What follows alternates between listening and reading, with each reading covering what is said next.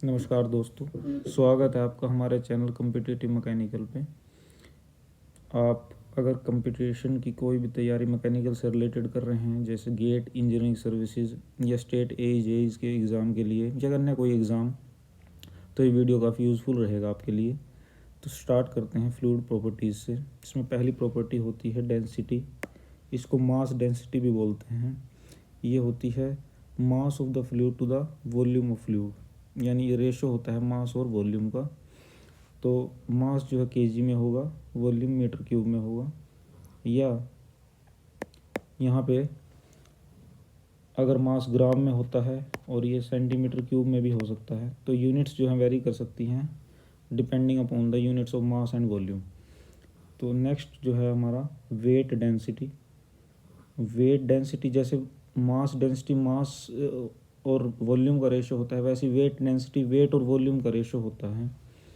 तो वेट हमारा हो गया mg और वॉल्यूम जो है v।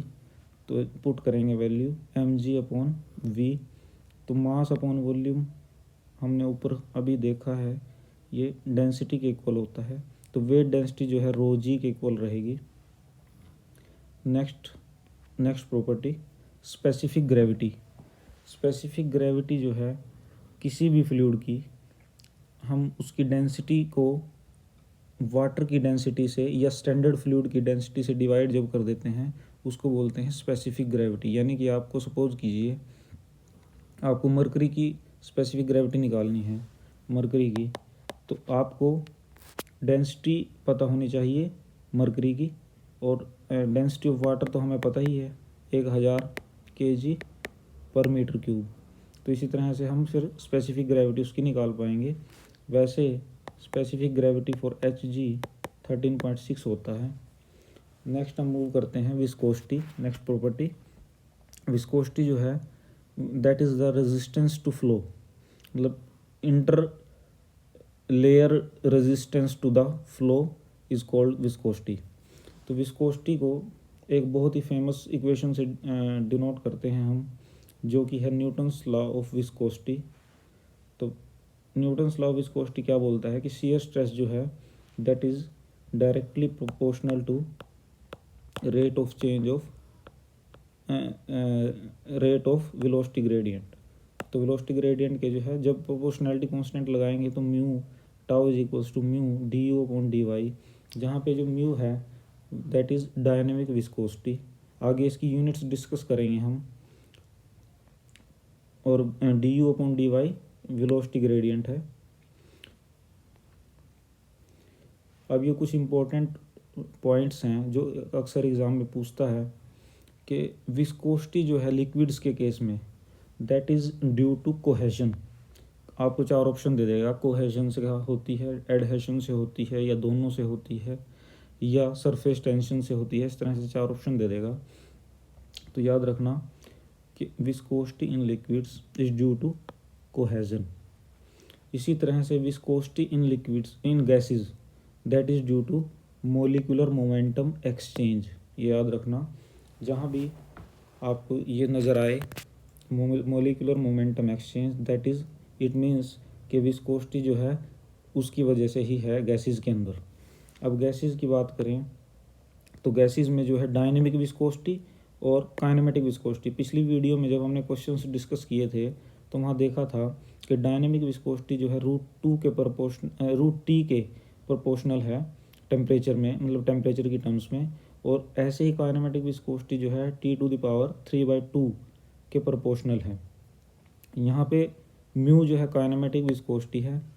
तो अभी हमने इसकी डेफिनेशन नहीं देखी है तो वो यहीं देख लेते हैं। तो म्यू जो है dynamic viscosity to the density. तो म्यू क्या रहेगा, काइनेमेटिक विस्कोसिटी क्या रहेगी, dynamic viscosity to the density. उसके बाद हम देख लेते हैं यूनिट्स। यूनिट्स से भी क्वेश्चन पूछता है कई बार। तो यूनिट्स जो हैं डायनेमिक विस्कोसिटी की यूनिट्स रहेंगी न्यूटन सेकंड पर मीटर स्क्वायर या फिर पोएज। अगर पोएज गिवन हुआ तो आपको न्यूटन सेकंड पर मीटर स्क्वायर में उसको कन्वर्ट करना है। कैसे करेंगे, 1 पोएज इक्वल्स टू 1/10 न्यूटन सेकंड पर मीटर स्क्वायर। तो जहाँ भी दिखे पोएज में उसको 10 से डिवाइड कर दीजिएगा और न्यूटन सेकंड पर मीटर स्क्वायर में आपकी डायनेमिक विस्कोसिटी आ जाएगी। उसके बाद जो यूनिट्स रहेंगी काइनेमेटिक विस्कोसिटी की, वो रहेंगी आपकी मीटर स्क्वायर पर सेकंड या फिर सेंटीमीटर स्क्वायर पर सेकंड या फिर स्टोक्स और सेंटीमीटर स्क्वायर पर सेकंड दोनों सेम चीज़ हैं। यहाँ मैंने लिख दिया है 1 stoke is equals to 1 centimetre square per second. ये हमारी क्लासिफिकेशन ऑफ फ्लूइड्स हैं, कुछ जो एग्ज़ाम में पूछे जाते हैं। तो यहाँ पे आप देख सकते हैं ये जो है शेयर स्ट्रेस है वाई एक्सिस पे, और यहाँ पे जो है एक्स एक्सिस पे वेलोसिटी ग्रेडियंट है। उसके बाद जो हमारे पास ये अलग अलग कर्व्स हैं या फिर लीनियर इक्वेशंस हैं, जो कि कैसे कैसे हमने डिनोट कर रखी हैं। जैसे वन जो लाइन है वो डिनोट करती है न्यूटोनियन फ्लूइड को। न्यूटोनियन फ्लूइड मीन्स जो न्यूटन्स लॉ ऑफ विस्कोसिटी को फॉलो करे, ओबे करे। उसके बाद सेकंड है हमारे पास सूडोप्लास्टिक फ्लूइड। तीसरी है हमारे पास डायलेटेंट फ्लूइड। अब ये नेक्स्ट स्लाइड में हम देखेंगे इन फ्लूइड्स के अंडर कौन कौन सी कैटेगरीज आती हैं, कौन कौन से फ्लूइड्स आते हैं इन कैटेगरीज के अंदर। उसके बाद हमारा चौथा है बिंगम प्लास्टिक, ये बिंगम प्लास्टिक हो गया। उसके बाद पांचवा है थिक्सोट्रोपिक, ये थिक्सोट्रोपिक हो गया। और छठा है रियोपैक्टिक, ये रियोपैक्टिक हो गया। अब इसमें जो ग्राफ है उसमें साफ साफ दिखा हुआ है। जो हमारे पास एक चीज़ याद रखिएगा, जो शियर स्ट्रेस है इन केस ऑफ 1, 2 एंड 3, वो that is only proportional to du/dy। लेकिन जब 4, 5 और 6 की बात करेंगे, यानी कि बिंगम प्लास्टिक, थिक्सोट्रोपिक और रियोपैक्टिक, तो उस केस में जो शियर स्ट्रेस होगा that will also depend on the shear yield stress. तो याद रखिएगा ये जो है शियर यील्ड स्ट्रेस की एक एक्सटर्नल या एडिशनल वैल्यू भी रहेगी जब आपके पास बिंगम प्लास्टिक, थिक्सोट्रोपिक या रियोपैक्टिक फ्लूइड रहेगा। ये हमारे पास कुछ एग्जांपल्स हैं जो अक्सर एग्ज़ाम में पूछ लेता है एग्जामिनर।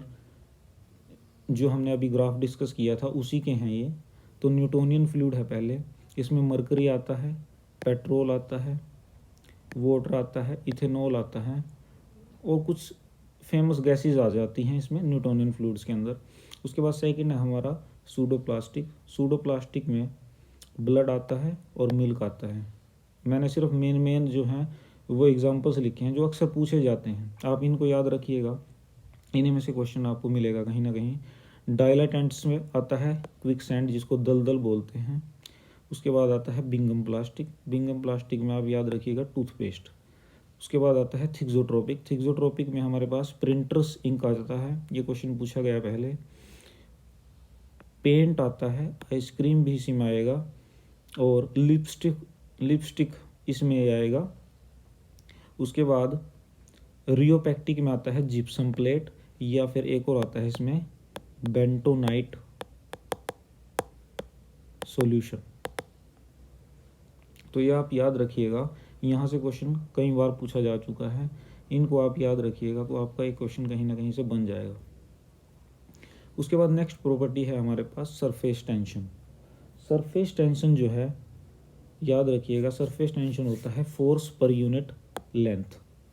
सरफेस टेंशन जो है फोर्स पर यूनिट लेंथ है, होती किस वजह से है, ड्यू टू कोहेजन। ये भी पूछता है कई बार, ऑप्शन में दिया रहेगा कोहेशन की वजह से होती है, एडहेशन की वजह से होती है, या दोनों की वजह से होती है। तो वो आप देख लीजिएगा, कोहेशन की वजह से होती है। अब मैंने यहाँ लिख दिया है फोर्स पर यूनिट लेंथ, इसको डेल्टा एल से ऊपर नीचे डिवाइड करूँगा तो नीचे ऊपर आ जाएगा F into delta L, that is equals to force into distance हो जाता है वर्क डन, और नीचे आ जाएगा L into delta L, that is change in area. तो इसका मतलब है surface tension is the work required for per unit change in area. एक चीज़ याद रखने की है, सरफेस टेंशन जो है लिक्विड्स के केस में टेम्परेचर इंक्रीज करने के साथ साथ डिक्रीज़ हो जाती है। ये क्वेश्चन भी कई बार पूछता है, इसको याद रखिएगा। उसके बाद आता है एक कंसेप्ट हमारे पास एक्सेस प्रेशर। तो एक्सेस प्रेशर में जो है 3 केसेस हैं हमारे पास। पहला है लिक्विड जेट, उसके लिए एक्सेस प्रेशर की वैल्यू रहेगी sigma upon R. Sigma surface tension रहेगी फोर्स पर यूनिट लेंथ की फॉर्म में और divided by radius. Spherical droplet के केस में 2 सिग्मा अपॉन आर और सोप बबल के केस में 4 सिग्मा अपॉन आर। याद रखिएगा, यहाँ से भी क्वेश्चन कई बार पूछा गया है।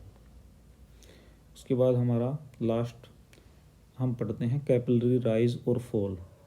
याद रखिएगा, कैपिलरी राइज या कैपिलरी फॉल 2 कारण से होता है, कोहेजन या एडहेशन या दोनों। कोहेजन मतलब दोनों रहेंगे, कोहेजन भी रहेगा और एडहेशन भी रहेगा। डिपेंड करेगा, जो डोमिनेट करेगा उसी के बेसिस पे कैपिलरी या तो राइज होगा या फॉल होगा। तो ये फॉर्मूला कैपिलरी राइज का या फॉल का जो भी है वो रहेगा 2 sigma cos theta upon rho g r.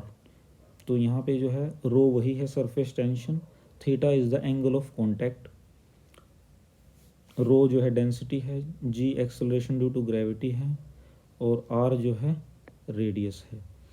तो अब जो है 2 केसेस हैं इसमें। अगर theta angle of contact less than 90 हो, अगर लेस देन 90 हो यानी एक्यूट हो, तो क्या होगा, एडहेशन जो है डोमिनेट करेगा कोहेशन से, यानी adhesion forces will be greater than cohesion forces. उस केस में हमारा वेटिंग फ्लूइड होगा जैसे वाटर है, और उस केस में कैपिलरी राइज होगा। ये क्वेश्चन कई बार पूछा जा चुका है कि अगर एंगल एक्यूट होगा तो क्या होगा। याद रखिएगा, एडहेशन ज़्यादा होगा, वेटिंग फ्लूइड होगा और कैपिलरी राइज होगा। इसका बिल्कुल उल्टा, अगर थीटा जो है ग्रेटर देन 90 रहेगा यानी ऑब्ट्यूज एंगल रहेगा, एंगल ऑफ कॉन्टैक्ट, तो कोहेजन ज़्यादा होगा, नॉन वेटिंग फ्लूइड होगा जैसे कि मरकरी है और कैपिलरी फॉल होगा। तो ये जो है हमारा बेसिक्स थे आज, जो काफ़ी इंपॉर्टेंट रहेंगे आपके लिए किसी भी एग्ज़ाम में जाने से पहले। फ्लूइड प्रॉपर्टीज़ के जो है आप इनको अच्छे से रट लीजिए, पूरा अच्छे से याद रखिए, ये आपको बहुत यूज़फुल रहेंगे। तो ये थी हमारी आज की वीडियो, कृपया इसको अच्छे से देखें, नोट करें, फॉर्मूले सब याद करके जाना है एग्ज़ाम में। तो अगली वीडियो में फिर मिलते हैं।